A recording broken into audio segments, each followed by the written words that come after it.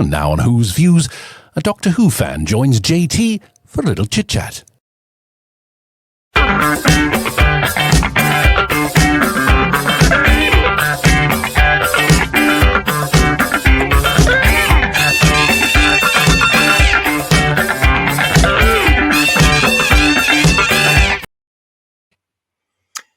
Hello everybody, welcome back to Who's Views and another in our Chit Chat series. How are you? Hope you are well. As you can see, I'm joined by this one here today. Yes, it's Lex Kane, everybody. Yay! Hello, Hi, Lex. everybody. How are you? Yeah, fine. Yeah, great. Oh, Yeah. listen, it's good to see you. Thank you for coming on and thank you for being here in Chit Chat. Yeah. Yeah. So listen, I'm going to start, obviously, as I start with everybody on this series. Basically, I'm going to start by asking you, how did you find the Doctor? Well, it's a bit of a two-parter question. This. Or was it I got a had a cliffhanger in the middle? I had a fond memory when we had much money then in my family. We had a small black and white TV, and it was in 1986. I saw a clip. I don't know if it was on a Saturday when I saw this. It was the one of the clips I saw was Colin Baker getting attacked, and he was to defend himself with his umbrella from Trial of Time War. From the Mysterious Planet. Yeah. That's Yeah. the font. That was. We had a clip. I had a quick glimpse of that. I was about 6 years old then, and then jump 2 years later, I get to see season 25 of the Dalek episode with Sylvester, and then I was glued straight away with Doctor Who. So. Wow. So your first Doctor was a glimpse of Colin, but mainly Sylvester. Yeah. Sylvester's second season. Yeah, his last couple of series. Goodness me. So that's the brilliant thing about talking about fans or talking to fans from my point of view, because I forget that we're all from different eras, really. Do you know what I mean? Yeah. Mm. The 80s were a great time for sci-fi. You had like import and British shows, and there was like all what we get now in sci-fi. We don't get what we used to get.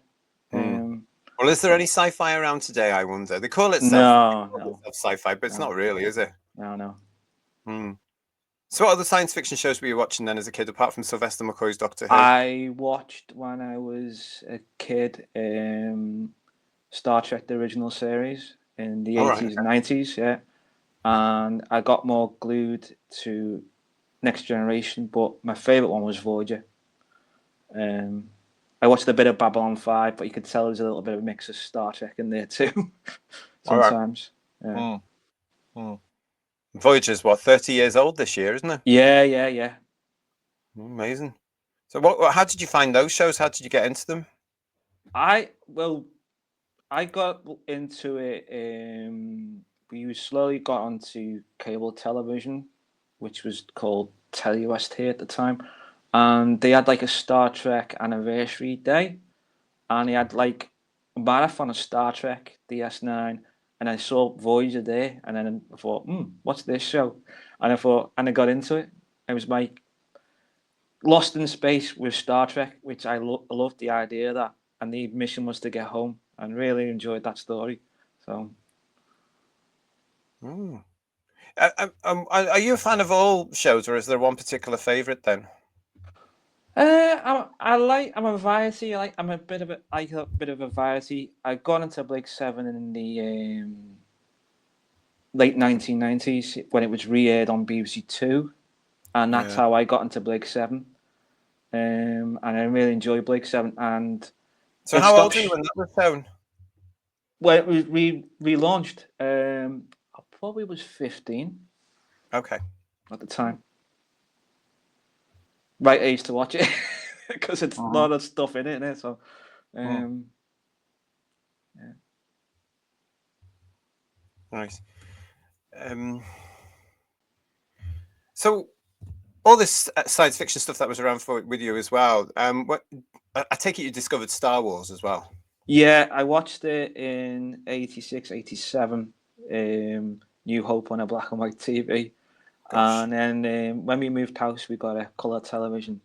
Yeah. And my favourite movie of all time is Empire Strikes Back. Okay. because it's got like that Shakespearean type thing to it, like something that you don't expect, and that famous iconic scene that went down in movie history with Luke and Vader. And I remember seeing a documentary about that where they were given a fake script, and at the time, newspapers wanted to know what was the punchline of the sequel, so they put a fake script out, and Mark Hamill was told on the day, and David Prowse was told on the day, this is what's going to happen. Luke is your son, Vader's your father.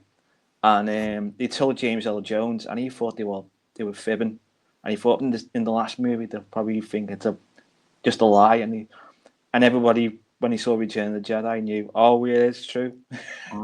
Yeah, he is his father. So I really enjoyed that, and it's got that King Arthur type thing with knights. Jedi knights are like basically knights, and got that type of folklore as well. Oh yeah. Yeah, because it's a film about good and bad, isn't it? Really. Yeah. Dictatorship versus the good, trying to bring their society back to what it was. So that's what I liked about Star Wars, and the actors were amazing in it.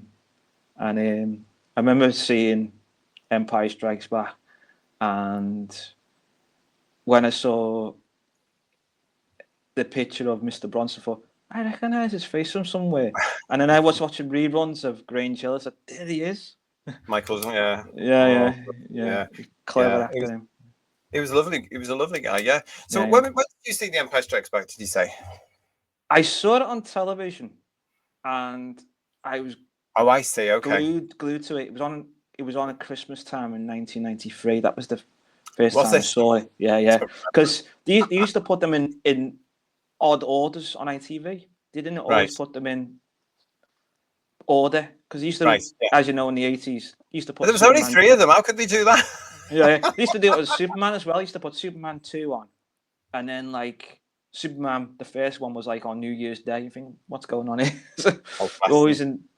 Yeah. No rhyme or reason for it. Anyway. I mean, it's amazing that when you're talking about that particular scene in The Empire Strikes Back, of course, you would never get away with a secret like that in television and films today. No, you really wouldn't want the internet and people knowing that people want to know about stuff and leaks and stuff like that. It was amazing back then that they did keep, because I remember falling off my seat when I was at the cinema seeing The Empire Strikes Back then. Yeah, everyone was in deep gasp. They were like, it was amazing. I think what was it, 1980? I would have seen it. I remember actually literally going. I'm being shocked, being absolutely shocked. And the whole cinema going, it was amazing.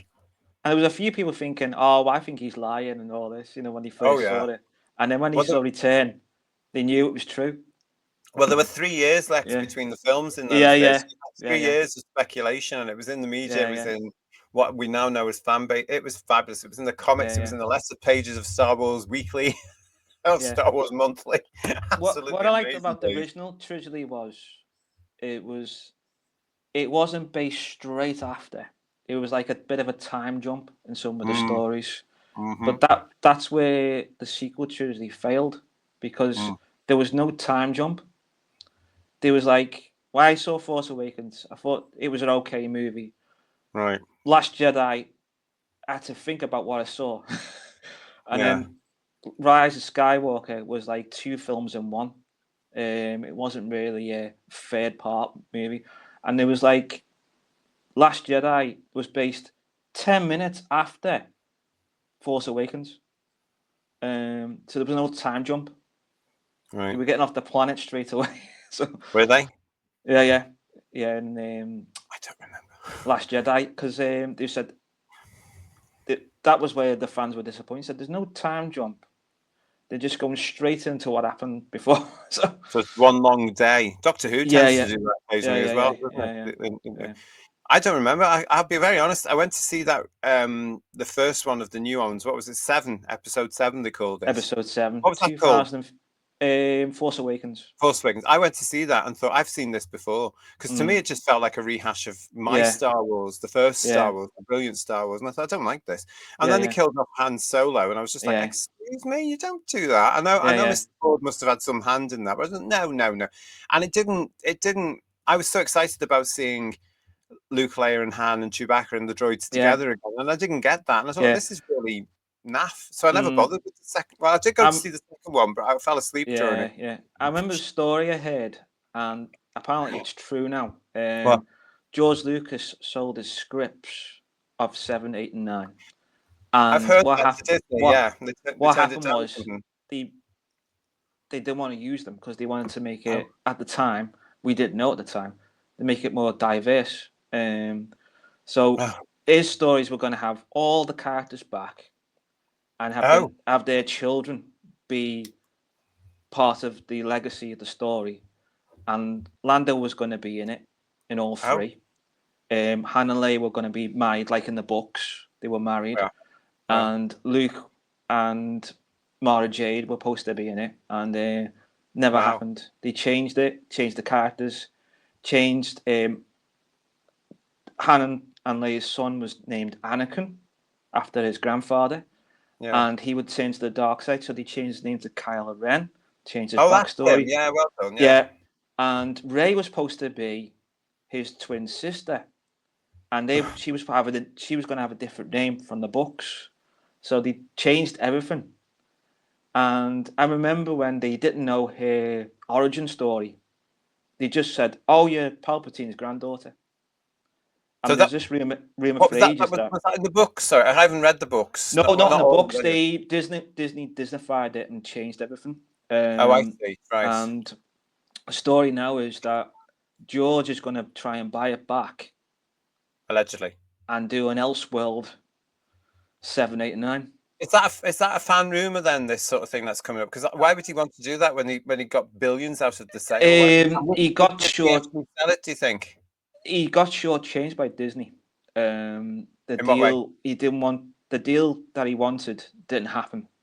And I remember seeing the footage. Looking back now, he didn't look too happy signing to Disney, because he wanted. I think because he was at the time he was dried up. He wanted to retire, and he was just got married to his second wife, and he. So this is all speculation, isn't it? This is not speculation. This is all speculation. Let's make that very clear for everyone. Speculation. There'll be people spitting blood at the moment to tell you, saying he's wrong. So it's speculation of what speculation. What I've heard. But if it is true, I wouldn't be surprised. If it was I would. I'd be honest. I would. Do you know what? If I'd sold something like that for all that money, I'd walk away and leave it. And if it died, it died. So I've got all the money in the bank. That's just me. I've got an island that I own somewhere, telling people, "Get off my beach." You know what I mean? You're not allowed here. Well, you have to wait. I mean, it's a shame what they've done with all of it. I mean, obviously you're quite into all the science fiction stuff and what have you. I'm still quite bemused by the fact you found Doctor Who in the second to last year. Really, with season 25, because it comes off the air the year after. How did you maintain an interest in the Doctor then through what we now term the wilderness years? Well, 1993 was one of its biggest anniversaries, wasn't it? Where they had the 30th, I didn't get to see the Children Need thing that they did with Noel Edmonds, where they had the dimensions and time. I watched it on YouTube years later, and I got to see all the Doctors in the best of Doctor Who. And what really intrigued me was they showed quite a lot of the John Pertwee era, some of his best stories. Where was this story? In 1993, the 30th anniversary. On the telly, BBC Two. Did they? They had it throughout. They had it throughout September and right through to the new year. The early evening shows, of course. It was on a Friday night. Straight after Thunderbirds. Because that's the one they were showing Planet of the Daleks in, wasn't it? Was it that year? Well, they didn't have the colorization then. They had they had this announcer saying, "Unfortunately, this is a black and white episode." So You have to forgive my memory because I was out all the time. It was the yeah, 90s. yeah, I was out. I was out yeah, partying. Do you know what I mean? So I don't yeah, really. yeah, I yeah. remember Kate Bandrozani being on a Friday night as Yeah, I well. saw that. That was the first time I saw the regeneration scene. Was it? And what did that do to your tiny little mind then? I thought, wow, makes sense about Colin Baker. Is like so. Was that's how it works? Yeah, I've seen alternative versions of that regeneration Oh no, where don't. they put on UK Gold they did that omnibus version, and he put like the one of the Beatles theme tunes songs into the regeneration. Like the I don't know what song it was, but it was like the melody. And I remember saying I don't remember that being on the BBC Two. Because on the omnibus the team to tweak a few things. It was on UK Gold when they repeated it. I got to see Genesis of the Daleks. That was my first inkling to our proper Dalek story. And I thought, wow, this Doctor's good. And that was Tom Baker. Yeah. Born and bred from Liverpool. So, it's great to see him on the screen. And that famous scene, Do I Have the Right? And that stuck on my head. And then when I started collecting the DVDs in the 2005, and I saw Genesis of the Daleks, I've got to get that. Yeah. Because it was one of the best stories. Of course, because you would have been a teenager when the VHSs started to appear. Yes, yes. Yeah. How brilliant. How absolutely brilliant. So yeah, I got to see I waited until I got the DVDs, and they were like, back in the day, they were like good quality at the time. Now we're getting the Blu-rays, which is fantastic. Yeah. And I know you're collecting them. I'm collecting them, yeah, bit Yeah. by bit, yeah. So yeah, the best remaster I've seen from the Blu-rays is I think it was season 8 of John Pertwee's. Right. There's some good remasters on there, and the Sea Devils has been remastered very well on there as well. So yeah, and I remember it's the first multi-Doctor story I saw was the Three Doctors, and then I got in 2004 Five Doctors, but I didn't know at the time it was just special edition version. Oh, you got this. Oh, so you saw that before the original? Yeah. I've got three versions of it now. Well, yeah, I think we all on have. the Blu-ray. What did you think? What did you think of that when you first saw it? Fantastic. Did you love the special edition? I like. There's three versions on the Blu-ray now. There's the original version, the special edition, and the enhanced version, which is the enhanced version looks better. Looks really good. Does it? Yeah, and there's alternative scenes of Tom Baker's Doctor, where he's on the scanner and he's locked. He can't come through to Gallifrey. And you get to see the Shada scene when he's running into the TARDIS. And in the special edition, he just goes back to the boat, the gondola. So there's alternative endings for Tom Baker. I wish they'd stop messing with things. I really do. Yeah.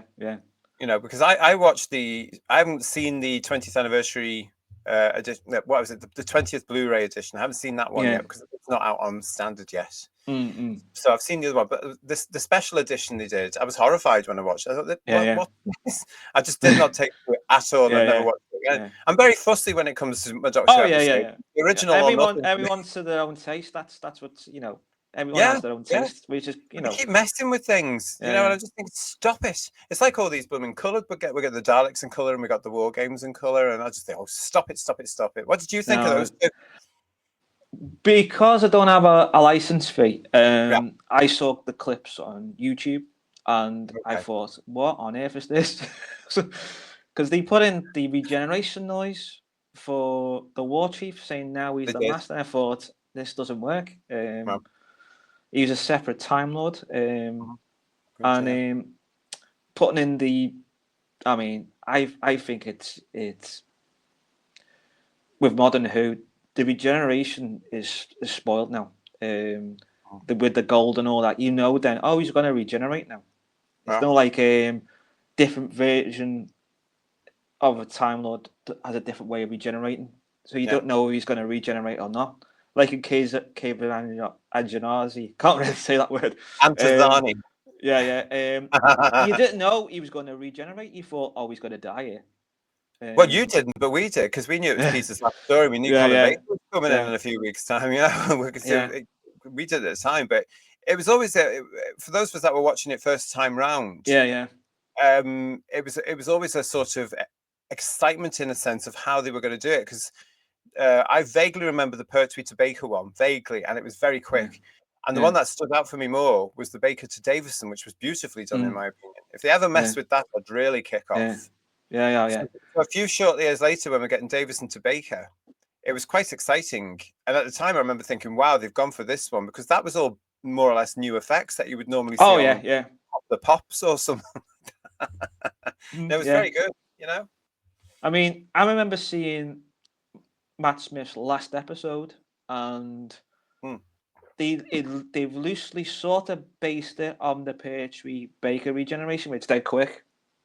You know, when he changes. Oh yeah, well he had two goes, really, didn't he? Yeah, you did. Yeah, reset. Yeah, which you're I'm right. Not a fan of. Not a fan of the reset idea. I was to begin with, and then thought, where's this going to lead to? So by that you mean the first of a new cycle? Yeah, I thought, is it just a one-off regeneration? That's it, you know, and then.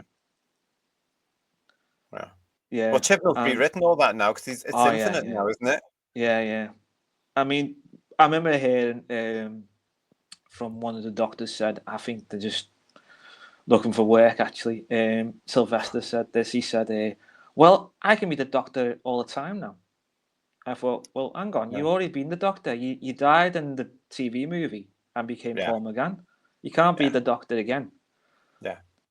Yeah, so, we talk about that, as you'll know, a lot in our shows when we talk about these sort of things. I mean, the whole thing about what you're talking about here, regeneration, is the fact is the Doctor does die, and that's the whole thing about the character. Whereas now he seems to be, I don't know what your take on this, but for me, he now seems to be some sort of magical, wizardy type immortal superhero person, where he wasn't. He was actually fallible, and as you can see every so often in the original series, he would die and have to regenerate in order to save his life. But now there's that Capaldi episode that we talk about every now and then, where I can't remember which one it was. It was in his last season, where he just starts to regenerate just for a laugh. I thought then there was a rumor going around at the time that Chris Marshall was going to be the next Doctor Who. Don't. That was the rumor. That poor fella has been associated with this show in the same way that Paul Daniels and everybody else has been. And it's never going to happen. If they were going to cast him, they would have cast him by now. And I think it's just because he's popular. Oh yeah. And he's now got another BBC show, isn't he? So that, but now actually we might see them people forgetting about the Chris Marshall stuff, because now they can talk about the diversity angle, another woman or another person of color or whatever it's going to be, you know. So it's opened it out a little bit more. So I don't know, but that I always feel for Chris Marshall. Yeah. Because when I saw that, I thought, is he going to regenerate now? Because they didn't show. They showed like the trailer, and I thought, oh no, is he going to regenerate into another Doctor here midway through the season? And then when he did Good Girl, and I rewatched that, and I thought, that was a waste of time. He's used up a life. To me, it doesn't mean like that. You know, the Doctor can switch off a regeneration whenever he wants to, and it was just cheap storytelling for me. You know, silly. It shouldn't be used unless the actor's leaving. In my eyes, because definitely, I definitely agree with you there. Yeah. And I stopped watching when Capaldi's last episode. Oh, did you not go into the Whittaker era? No. You and I don't know about that. I then thought, I'm going to give up my license for you now. Yeah. I thought, this is the end for me. I just watched some reruns on Tubi or something like that, Classic Who, until I collect me physical media again. So that's what I did for a while. And I watched clips on YouTube before. Don't like this persona. I liked her when she was in Broadchurch, but didn't like her in Doctor Who. Did you? So Yeah. So I thought she's more of a secondary actress, not a main Yeah. character. Yeah. She's not a main title, title name. She's not gone to big movies, has she? So Don't know. I'm going to be very cruel and say what I always say when it comes to that. I would say it's always very easy to play a grieving mother. yeah, That's all she did in those 2 series. I'm sorry, but yeah. I remember there was a clip I saw, and I thought that's very offensive. And it was Bradley Walsh, and he was going up. He said, "Since I've been in the TARDIS dock, I've not had my cancer illness." And I says, "Oh no, no, no, no, no! I don't want to hear about the big C." I've heard about this from the others on the show. Yeah, Socially distant or something, I wasn't thought that she? was deeply offensive. That, Yeah. and I remember there was a clip I saw, and apparently, I think it might be just a heron here. That Bradley was the Doctor all along. Well, he wasn't. We know that. I know, yeah, yeah, yeah. But he said Again, I something. mean, this is the Yeah, trouble yeah, with fans, yeah, isn't it? And the yeah, yeah, speculation. They get carried yeah. away. Oh, definitely, definitely. No, And I you thought he careful. can't be. He can't be the Doctor. Of course he wasn't. He wasn't No, cast as no, the Doctor. And he no, wasn't no, being no. paid the Doctor's salary. So Yeah, yeah, yeah, yeah. no, that's nonsense. So what? I mean, did you come back for the Gatwa era? I did. I use a VPN to change Disney Plus into Disney US to watch Doctor Who, and that's how I watch Doctor Who. The Gatway is. I don't really like him as as the character. I had a joke with somebody online recently. I gave a comment and he says, "Now the Doctor can regenerate his hair." As a Pardon? joke, because there's a now the Doctor can regenerate his hair. Whose hair? Gatway, because in one episode he's Oh, and the got hair. Yeah, he yeah, seems yeah, to be able to regenerate his hair. I see what you mean. Yeah, because the hair yeah, does yeah, grow. Yeah, yeah, and apparently it's happening in this series. He can yeah. change his Looks like it hairstyle. from the trailer. Yeah, Yeah. yeah. So I think this could be the beginning of the end for Doctor Who now. Do you? Looking at it now, the ratings are plummeting. Will this spin-off series see the light of day if things go wrong? Because someone pointed out this week when they had the press preview for the Christmas special, there was no Christmas trees or anything in the background. It was just a black background with the BBC logo. Hmm. Because normally when they had the Christmas special for anything, they try and give it like a Christmas lights in the background and stuff like that when they're doing the press preview. I When they're wouldn't taking read too much photographs. into that though, Yeah, yeah. because it's so. Again, it'll be down to cost, because Oh those yeah, things are expensive to put on, yeah, and they yeah, might yeah, just want to do things differently. You know, yeah, so I wouldn't read too much into that. If it's a premiere, yeah. no. I remember seeing that picture of RTD in the premiere. He looked like he was dressed for a funeral. He looked really distraught, didn't he? Like Well, he yeah. I mean, knows. I think he we look for knows it's that. coming to an end. I think he knows it's coming to an end. I think, personally, I think there's a lot of denial going on there. Do you know what I mean? But we Yeah, talked about how the fact that RCD and Moffat tend to turn up to these things always looking like they've been, you know, dragged through a hedge backwards. yeah, yeah, In the same sort of stuff. You know exactly what they're going to wear, and they always look slightly disheveled. I think yeah. it's Oh shocking. yeah, Everybody yeah, else around them looks like they've been washed and groomed and yeah, put into yeah. nice Looked a bit outfits. scruffy. Yeah. Yeah. So Terrible. uh, I've noticed as well. Hmm. If you've noticed as well, Gatwa seems to not be in doing much interviews recently. Well, he's He's gone working. very, yeah, because he's not mentioned anything Doctor Who for a while. He's gone very quiet. Yeah, yeah. Again, I'm not going to read much into that, to be honest, mate, because Mm. he is doing as we're currently recording this, everybody, he is doing the importance of being earnest, Yeah, yeah, and he's got nothing coming up. He's not being recalled to Doctor Who anytime that we know of no, as of yet, because as of recording, there's no 3rd series coming up. no, So actors have to get used to sort of saying, okay, move on. If that's the case, that's they have to do. If yeah, he gets recalled, we'd know about it. But as we've said on this channel, Russell T Davies came out and said there's not going to be any decision until after the 2nd season's been broadcast. Now, he also said, implied that it would be back in May, which means that the series won't finish till July. Mm. So there's not going to be anything in the can unless it's the autumn next year.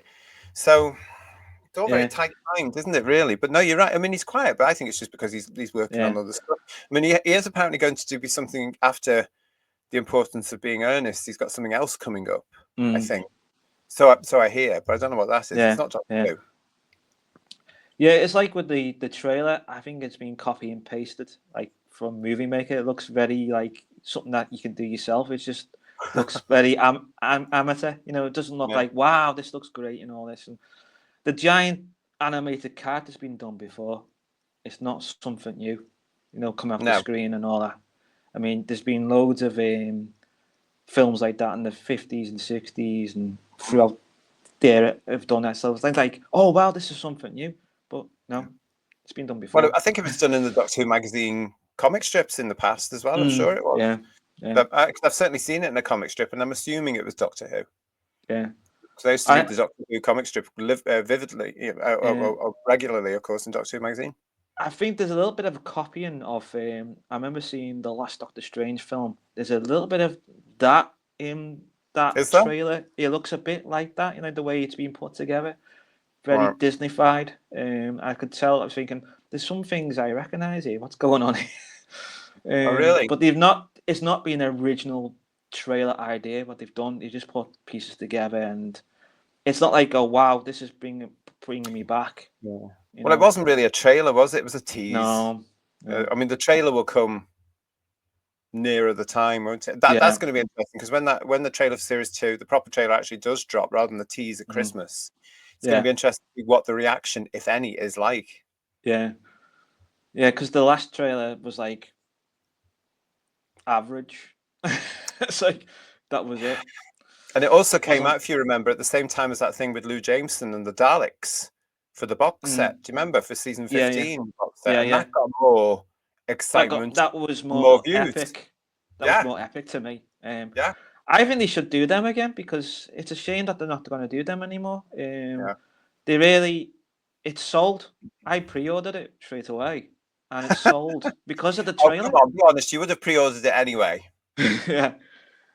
Yeah. So they reckon they got more pre-orders through that trailer because they went, "Wow, this looks really good," and I'm gonna get season 15. Well, listen, season 7 didn't have a trailer at all, and it was number 1 in the charts. Oh yes, definitely. Come on, we're talking about Doctor Who fans, die-hard Doctor Who fans here. They're not a trailer's not going to tell them buy something; they're going to buy it anyway. Yeah. But it was not. It was a good trailer. I thought, to go out on. Definitely. Spent a bit of money on it, and it was really good. Yeah. I think it was the best. I said because before that you had, of course, Mel setting up a little business. You had Ace in a business. You know, so I wasn't that keen on them. I thought they were okay. The one with Colin in a courtroom. Then you had the one, the Maureen O'Brien one. Okay. The Nissan one was okay, but it was all right. Yeah, it was all right. Yeah, it was okay. But I thought the Lou Jameson one was better because it seemed to be in continuity with the new version of Doctor Who.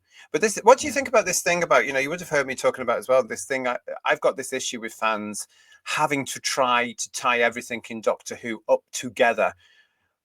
It drives me crazy at times, and I'm going to use that trailer as an example. This is the writer and the producers of this thing going, right, we're going to tie Leela into the Time War. The Time War was never involved in the original series. No. And there's other elements, isn't there? Like when you look at things like the Daleks in Colour and the War Games in Colour, they've tried to tie that into the new series. Oh, yeah. Whereas, as a fan, where do you stand on that? Are you all for that? Or do you think, hang on a minute, like I do, take a step back? I'm not a fan of that. It's retconning the original origin and mystery of Doctor Who. I think it should be stopped there. Don't mess what's worked. Don't mess with the characters that have worked in the past. Don't put them into, oh, I'm in the Time War. Oh, it's the Fourth Doctor's here to pick me up. I didn't like that bit at the end because the Doctor, if Tom Baker was there, he wouldn't have seen the Time War. That's not their timeline. It's it's New Who's timeline, but it doesn't work. It would have been better having Leela sitting at the view of Gallifrey, and then the Doctor appears, and that would have been made a lot more sense. Like she's older and he's still younger, but like not the Time War timeline. Yeah. Just based in Gallifrey.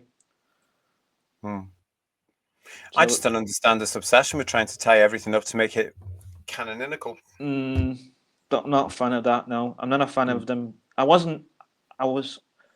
not happy when they changed the. We're gonna choose these faces. And they cut out the line. Oh, he's too fat. Yes, yeah, because And they I wouldn't thought, dare show somebody who was fat, would they? Oh no, You know, because that might offend somebody who's fat. You look at Lord and Hardy. There's no offensive there. Then I mean, he was Yeah, fat. but we're and he dealing was, we're dealing with a load of kids that are quite or people rather, not just young people, because it's not all of them, but people who are just totally shallow. Yeah, definitely. I mean, I've seen various reports this week about some people that are moaning because they've done an hour of work and they've got another 7 hours to go because they have to work till 5 o'clock. Come on. And so they're the people who would go, oh no, you can't say that. Oh, please. Please. You know what I mean? Yeah, totally agree. Totally agree with that, yeah. So yeah, I'm not a fan of them retconning Doctor Who. And I remember a story with Peter Davison. They had to make a campaign. Do you remember the campaign when they had to keep the TARDIS as the same TARDIS? Because they had to get like copyright to keep it. What you mean, the police box? Yeah. In the late 80s, it was going to become a telephone box, and they didn't want that. And they made a campaign. Not strictly true. They made a campaign to keep it, and they kept it. Yes, they did. Yeah, it was the press. It was the press. Yeah, it was the press. Bless them. They you know. Do you know the full story of that though? No, I only saw clips of it. Of snippets because they shortened it down on YouTube. It was, well, I'll tell you because I was there. It was an amazing piece of publicity by the master of publicity himself, Mr. John Nathan Turner. And what he did, Lex, is he threatened on Saturday Superstore, basically, and other shows, of course, and then the press, of course. He was threatening that he was going to change the look of the TARDIS and get rid of the police box because he said he was concerned that children wouldn't know what a police box was. It was utter nonsense. He was absolutely the master of getting the headlines because it was there. I've got one in my clips which says in one of the tabloids, TARDIS. And it's Colin Baker just after his press release of his costume out of the TARDIS waving. We'll cover it at some point. And basically, it was a massive marketing campaign because it got what he wanted, which was a lot of publicity for the show, and thousands of kids writing into the BBC saying, "Please don't get rid of the police box. Mum and Dad have told us what it was about." You know, it was genius, and that's what it was. And he actually went on to Saturday Superstore to say, "No, we've decided we're not going to do that. It's going to stay at the TARDIS." And then he goes and then messes with the fans and the public watching in Attack of the Cybermen episode 1 and 2. Yeah, I've watched that one. The chameleon circuit worked for a little while. It was just silly stuff. That was John Nathan Turner for you. John Nathan Turner to me was like the George Lucas of Doctor Who. Oh God, he'd love that. He would love that if he was there. Yeah, he was a little tinker. Put it that way.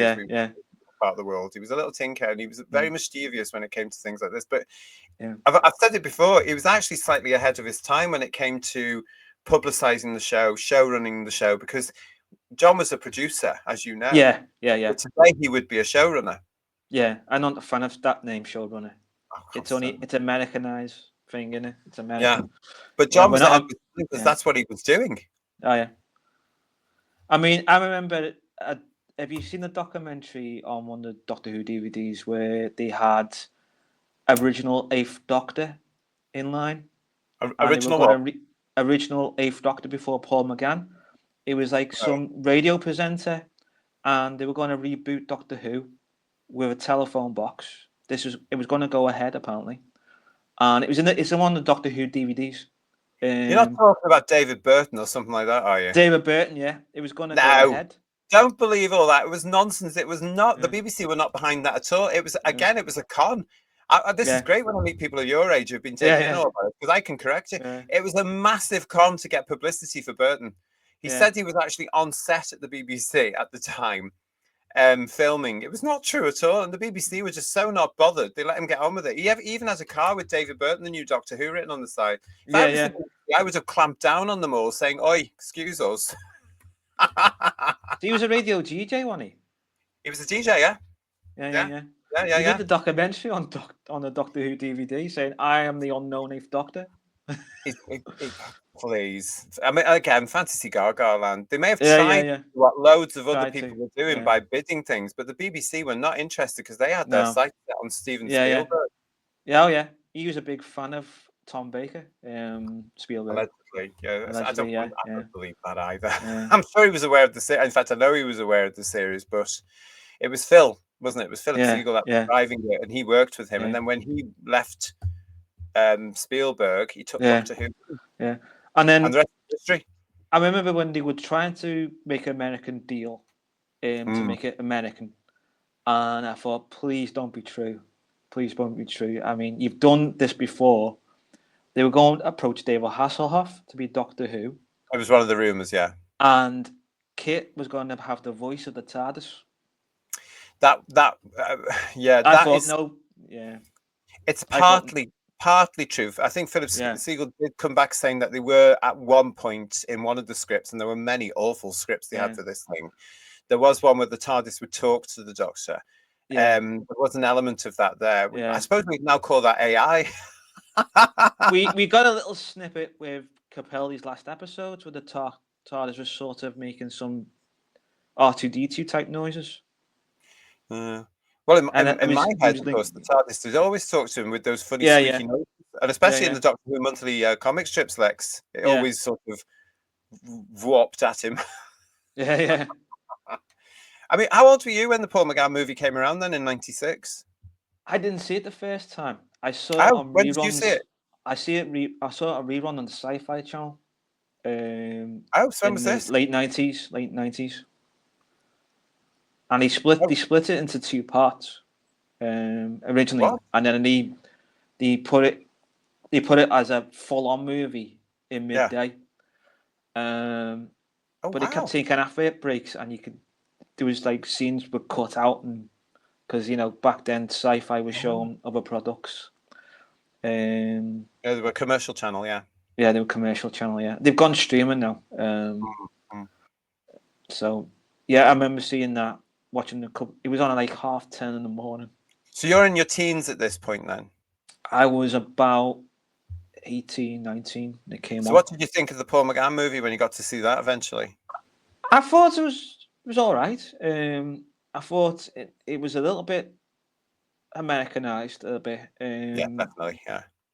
It was good to see Sylvester again. Mm-hmm. And I thought the TARDIS set was epic, the way they made it so vast and big. Because the idea was going to be a 7-year show if it was going to go ahead. Yeah. They were trying to buy the rights for the Daleks, but didn't have the rights for the Daleks then. But they only had like some kind of... It was the producer did the voice of the Daleks because they couldn't get the actual voice actors to do the Daleks. And it had alternative titles as well. It was called Doctor Who the movie. It was called Doctor Who Hidden Evil. It was supposed to be the Hidden Evil was the Master. But it was like alternative titles. But then they called it the TV movie after it didn't get a full-on series. Well, it was just called Doctor Who. It's fans and all of us that have called it the TV movie because we need to bracket it. But they always called it Doctor Who. I mean, The Enemy Within was another possible title for it. But no, it always had Doctor Who as the pilot. Yeah. But what did you think about it? I noticed straight away Paul McGann was wearing the wig. He wanted the Eccleston look, apparently. He wanted the leather jacket. He just came off some war film he did, and he had his hair shaved. Oh, he's doing Alien 3. He just came off Alien 3. He had all his hair shaved, and his hair was growing back slowly. And he said, I want to go for this look. Yeah. And then like it, Do you know who stepped down from the role? He was auditioning and he said, "No, this is not for me." His mate Peter Capaldi, Oh no, Capaldi. Yeah, Capaldi just he did audition. but he I, didn't think it was for him at the time. I think he said that since, hasn't he? Saying he auditioned for it because, but everybody auditioned for it. Like, so it Yeah, was the yeah, it yeah, was a huge, big property at the time, and yeah, it yeah, was very secret. It was coming back, yeah, but it was yeah, everybody and his cat went for yeah. that particular role. But it So was they got, McGann that they really wanted, or Philip Siegel really wanted McGann, yeah, and McGann wasn't that no, bothered. Obviously, to be yeah. honest. He didn't like the costume because he said it's going back to Hartnell's era. He wanted Mm, his mm, own stint in the costume, mm. and he's done that in conventions now. The look he was going to have, the leather jacket, combat type You see, jeans I and don't like that. I don't like sneakers. that Yeah, look. yeah, I've seen pictures of that look, and I just think, no, sorry, that's not your doctor. If you're going to go yeah, up, if you're going to go to, I don't understand why actors would go to a convention in a costume anyway. yeah, But yeah, if you're going to go in a costume, you use the one that was on television or the near one. You don't yeah, make your own up. I don't like that at all. yeah. I think it's nonsense. But what did you think of the episode? I thought it was okay. Which were your favorite bits? I liked the bit where the regeneration scene Right. was cross between the Frankenstein scene from Frankenstein's monster, and he comes out and he's lost his memory because he's took a while to regenerate because he physically died on the table, on the operation table. And I like the scene where Sylvester says, "I'm not human. I'm not like you." When they're trying to give him treatment, and it's not working on him, the treatment, and they're trying to bring him back, and he dies on the operating table. I thought that was a clever scene. So when you're getting to see this, had you been? You're still collecting the videos and the DVDs at this point. I was What? collecting the DVD slowly at the time, Right. because DVD just came out then. So did you Ish. recognise the McGann movie as being Doctor Who, or did you think, oh, Oh this is yeah, just I heard about Doctor Who's coming back. At the time I didn't watch it, but then I saw it on Sci-Fi Channel, and then it popped up now and again. It popped up about 3 times in a month on Sci-Fi Channel. right? So it But was like, did you recognise the Doctor Who you'd been watching from the oh yeah, BBC? I In recognised. you did? I actually got the Doctor Who 1996 magazine, and it Oh yeah, had like a comic book type thing, but I had the actual pictures from the TV movie when yeah. I was telling you the The story. Panini So I special. got that. I got that, Yeah, and that's how I knew. Oh, he's come back, and oh, who's this guy? And then yeah. I realised it was a regeneration scene. So yeah, I mean that's how I got my first taste on that, and then I watched it on Sci-Fi Channel, and then I've got it on Blu-ray now. Because I watched it, yeah, and apparently the Blu-rays are better than the DVD, Right. the quality. So No, probably, yeah, it's going to be, isn't it? What I'm trying to get at here is that you saw it as an actual continuation of the character. You yeah, enjoyed yeah, it. yeah, I enjoyed it. Yeah, Mm. I'd say it was all right. There's bits that could have been not put in. I wasn't a fan of Doctor being a Mr. Smoochie Mm. kissing. Yeah, yeah. I just kill that. Just kills. That makes it American to me. Doesn't work. He's an alien. I wasn't a fan of the half human story in it. Which they've It was, conveniently forgotten today. yeah, yeah, See, they forget certain things when it suits them, don't they? yeah. I remember seeing the audition tapes Mm. of McGann, and he finds out, which I thought, I'm glad he didn't go for this in the end, that the master was his half brother. Mm. And Mm. I thought, well, that was a good thing that he didn't put that into the pilot because it would have confused everyone. Well, it just would have been silly. I mean, yeah. But anyway, I mean, there's again, it's one of those things where they have to try and explain everything. I don't understand this with modern Mm. television from the turn of the century onwards to today. I mean, the show's called Doctor Who, and they Yeah, seem yeah, to want to insist on explaining everything, and I don't yeah, understand why. yeah. Yeah, I don't like that the in New Who and Disney Who they're making him more human. They're making him like, hey, I could do this and do that. I liked it when he was mysterious, like Tom Baker was, and up to Sylvester was in his latter years and as the Doctor was starting to be more of a mysterious character again. Yeah, it And was. Yeah. and they called him Merlin in Battlefield because apparently he was there, but we don't know how he got there, and there's all that mystery. And I like that type of mystery where he goes, "This is Merlin with the blue box," and Yeah. so Well, that's I where like that. Stephen Moffat got his timey-wimey nonsense from. It's from Yeah, Battlefield, everybody. yeah. Uh, Yeah, I liked. They need to bring that back, where he's an alien, he's mysterious. You don't know much about him. Only a few things, only the things he wants you to know about him. And mm, that's it. Not make him humanized. And like, I'm not an alien. I'm actually, blend in type thing. But like mm, the way he dresses should be alien because he's supposed to be not blend in. Because yeah, everyone goes, "Who's that weird guy over there?" And it's the Doctor walking around. yeah. Like he's supposed to have a dress sense. He's supposed to be like, I like this, but you don't like it. Same thing. Mm, Because it's said in the Three Doctors, our dress sense hasn't changed much, has it? mm, And in the Five Doctors, they say that as well. yeah, yeah. So where we're recording now at the beginning of 2025, it's going to be exciting times for Doctor Who one way or the other this year because we're expecting, well, we're expecting a decision to be announced on the future of the series and stuff. What do you think the future of this series is right now? I think we need a hiatus break. Wilderness years back. They Right. need we need another John Nathan Turner, Robert Holmes type team again. You need a team of writers, and they need to look at like what works, what doesn't work in Doctor Who. They need to go back to the roots. That's why I believe, because that's where it's dying now. The franchise is dying the way it's going now, and you're getting a lot of fan films getting made of Doctor Yeah. Who, and they're Yeah. going to the lore of Doctor Who.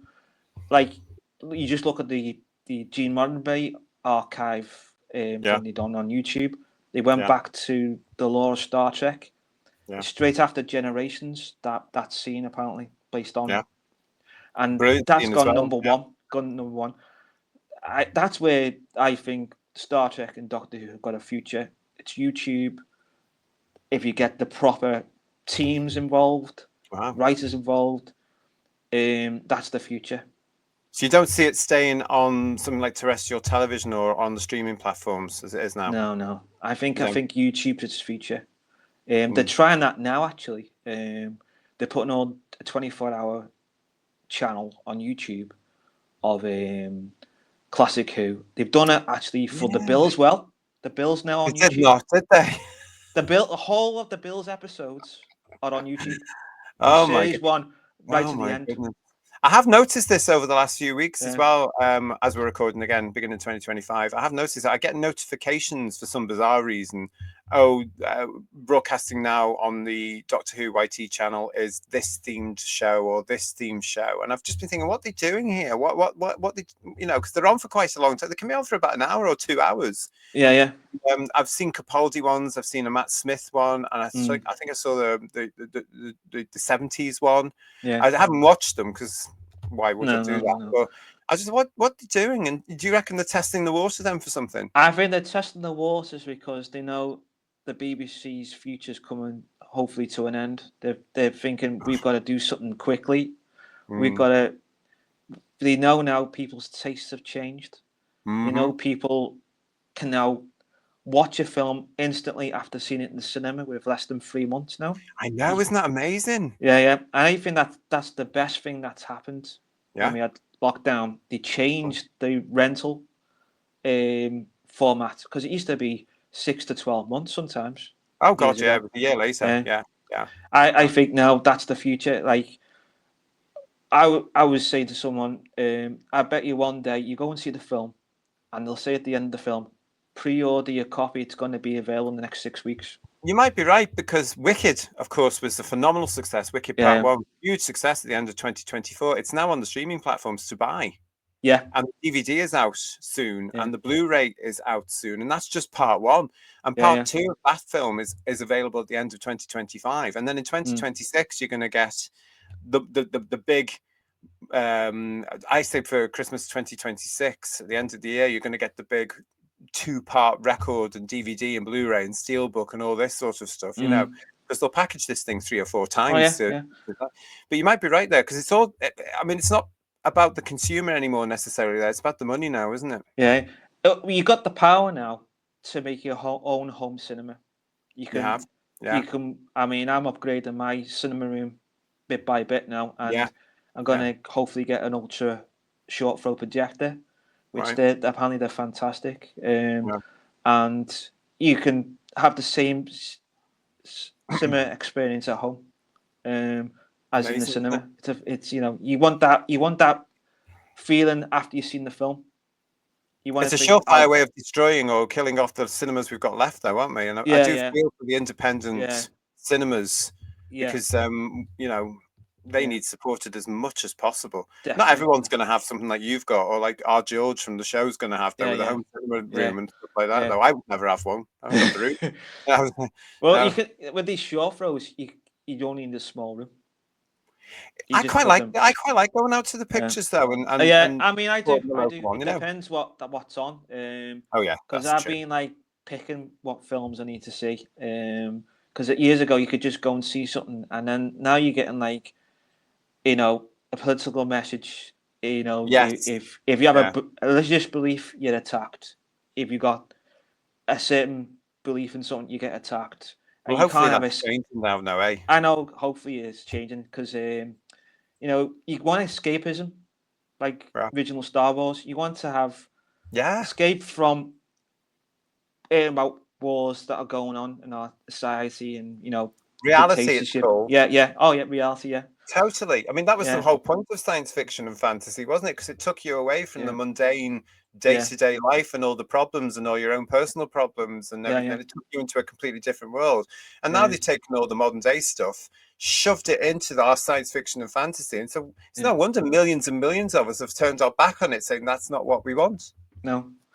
It's like, I heard a story once on a documentary from Liam Neeson when he lived in Northern Ireland. He said when the Troubles were on, he went to see the first Star Wars movie. And he said, I felt escapism. I felt safe. As soon as you walked out those doors, he said, you were back. You were back. The Troubles. Yeah. That's brilliant, though, isn't it? Because that's what a cinema trip or a television trip should be. Really shouldn't. I mean, I've said before in our shows, I loved the Tom Baker title sequence for the simple reason, when I was a little boy, I knew I was being taken into the Doctor's world. And then at the end, I was being taken out of the Doctor's world. You know? Definitely. And I love those titles for that. It's never been the same, really, in the titles, they're my favourites for that very reason. And also because I was little, being the feeling of being taken in and then being taken out. I think more of these things need to understand. That's what I like the face titles. The face titles worked because you knew then Doctor Who, that was your Doctor for that era. And then when they got rid of it in Modern Who, you got all these names popping up, like American, like Jodie Whittaker, boom, boom, boom, boom, boom, boom. They're copying off like all the big movies, like the Batman Forevers and all that. All these names popped up, and you go, "Who's that? I don't know who that person is." So, you know, like the face thing worked because you knew then it was Doctor Who. They must have just thought it was dated, because they brought it back for a little while for Smith and Capaldi, didn't they? Yeah. But they must. I liked it when they came back with that idea, because you knew then what the show was. You know, like you saw the face, you went, "Oh, it's Doctor Who." It was certainly iconic, and it was certainly exclusive to Doctor Who to have your leading man in the title sequence like that style of stuff, and it certainly set the scene, you know, for many years from Troughton onwards. But it's hey, listen, we're coming to the end of our time, but before I want to ask you about who's this? That's Obadiah. So, is he a Doctor Who fan? He listens to the show, to the Who's Views, but then he falls asleep sometimes. So And how long have you had him then? Obviously, I've for anybody that can't really tell, it's Alex's pet rabbit. There he is. There, look at him with his little fluffy bunny ears.